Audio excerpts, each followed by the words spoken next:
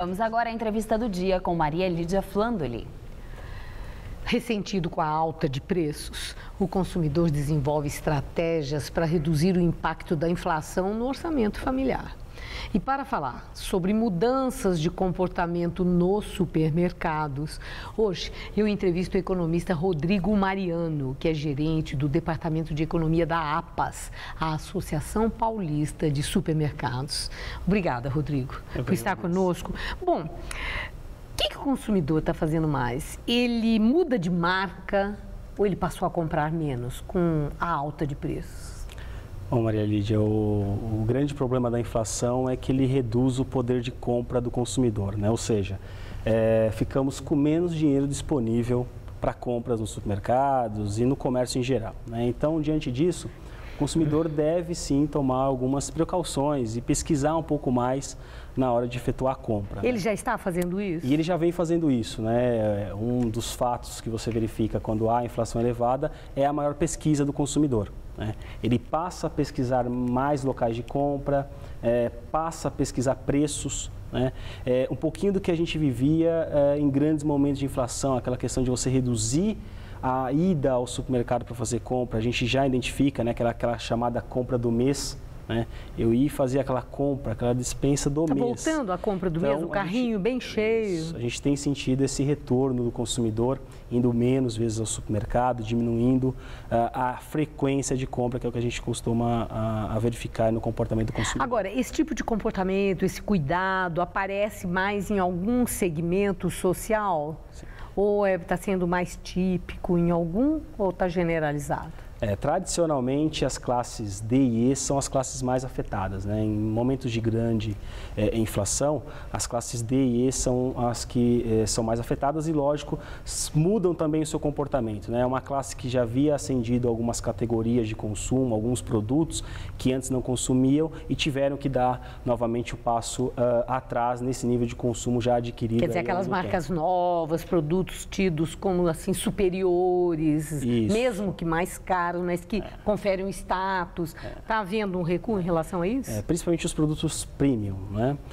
A classe C, os premium, os produtos mais sofisticados, né? A classe C, principalmente, começou a consumir esse tipo de produto e com a inflação ela precisa fazer algumas escolhas, né? E controlar a quantidade de itens levados no carrinho ao longo do mês. Agora, onde que está incidindo mais? Em que está incidindo mais essa alta de preços? A gente vem discutindo bastante a questão da falta de chuva, né, da escassez de chuva, e esse é um dos pontos que vem afetando a inflação nos últimos, principalmente 12 meses, mas mais intensivamente ao longo desse ano de 2014, que é em frutas, legumes e verduras, né? Os produtos in natura, de maneira geral, são os mais impactados nesse momento de inflação. Então, principalmente as verduras, né, os nossos indicadores de preços mostram que as verduras é o grande vilão do momento, são as verduras. Agora, eu estava até conversando com você agora há pouco, assim, uma coisa que surpreende, um mesmo produto, uma mesma marca. Vamos dar um exemplo, um sabão X, sabão em pó.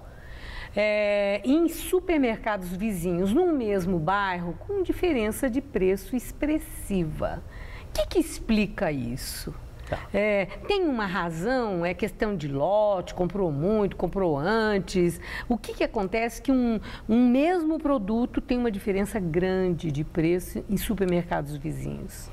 O setor supermercadista é um setor com alta concorrência, né? Ou seja, eu tenho diversos supermercados de médio e pequeno porte em meio aos supermercados de grande porte. E, obviamente, as variáveis que impactam na questão de preço são várias, né? Mas as principais é principalmente o poder de negociação, né? Esse é um fator que afeta bastante o preço, e o nível de serviço prestado por aquele supermercado, por aquela loja, né? Hoje o supermercado não é mais um ponto apenas de compra e venda de mercadorias, né? Há uma prestação de serviço nesse ponto de venda. Então isso obviamente impacta no preço final ao consumidor, né? Então vai muito do consumidor pesquisar de fato os preços e fazer a compra naquele local onde encaixa de fato a compra do mês no seu orçamento.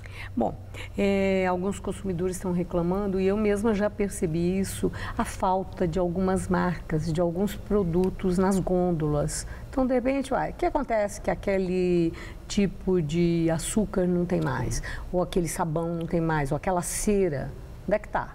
né? O que está acontecendo? Está havendo algum tipo de crise de abastecimento?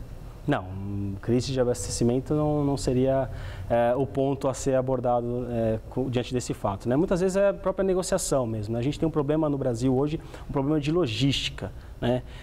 Então isso vem acarretando aí em alguns desarranjos, eu diria, na compra do produto até chegar ao consumidor final. Mas quando você fala logística, eu tenho certeza que o telespectador não está entendendo, como eu, né? O que é isso? Então é o supermercado que pressiona um determinado produtor para ele não aumentar preço, falar, então não compro de você, isso faz parte da logística, aí falta na gôndola, mas ao mesmo tempo ele não põe o produto mais caro. Isso é algo que a gente já viveu muito, principalmente nos momentos de grande inflação.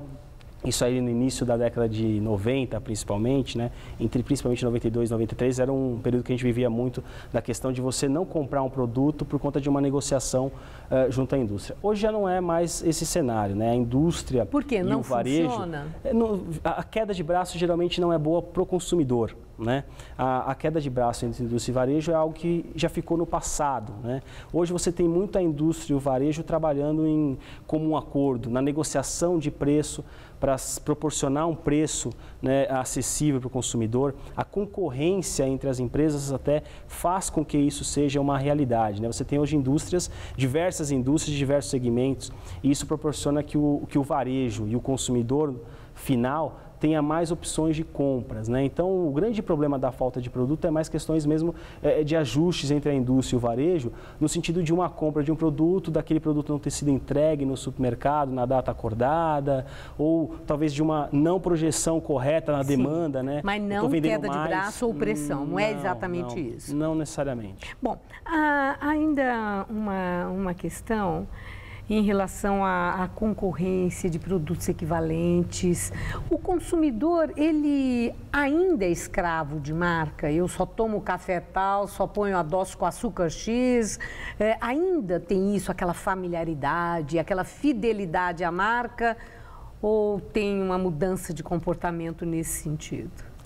Você tem a preferência do consumidor, né? E nessa preferência pouco a gente consegue acessar. O consumidor tem algumas preferências e não vai mudar ao longo do tempo. O que vem mudando, até por questões de inflação ou da variedade de produto, é a experimentação para um novo produto, né? Ou então, em momentos de inflação, eu opto por não mais consumir uma marca e determino que consumirei outra por questões de preço, por questões de daquele produto não caber mais no meu orçamento, né? Mas no passado eu acredito que era algo muito mais forte. Hoje o consumidor tem um poder de decisão, um poder de escolha de produtos que não havia isso há questão de 10 anos atrás, por exemplo.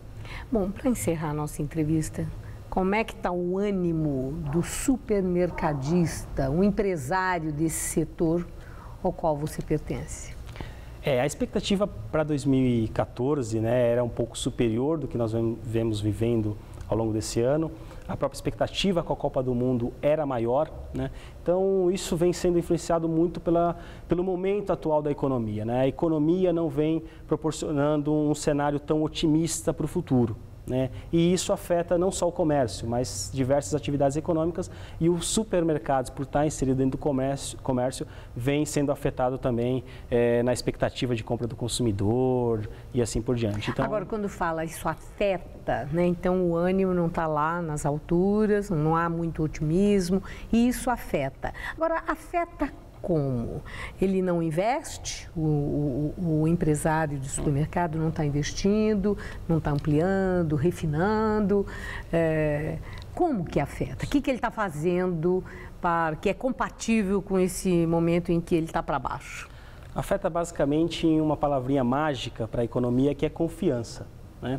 Se a confiança não está elevada, tanto os empresários não fazem os investimentos, quanto os consumidores não compram mais produtos, né? Eles ficam receosos. Então, tanto consumidores quanto empresários, nesse momento, nesse cenário econômico atual, eles estão receosos, né? Estão pessimistas, né? E isso impacta tanto a decisão do investidor, do empresário em investir mais, em comprar mais, por questões de ver que o consumidor não está consumindo mais, não está demandando mais produtos, e sim está retraindo, indo menos vezes aos supermercados. Então, as duas pontas aí... Tem relação com a eleição ou não? Afeta menos, né? O cenário econômico é que afeta de fato a decisão de compra no que diz respeito ao varejo, tá? Então, ao comércio, aos supermercados, é a renda e o emprego que de fato determina a evolução desse setor. Muito obrigada, Rodrigo. Uma boa noite. Boa noite.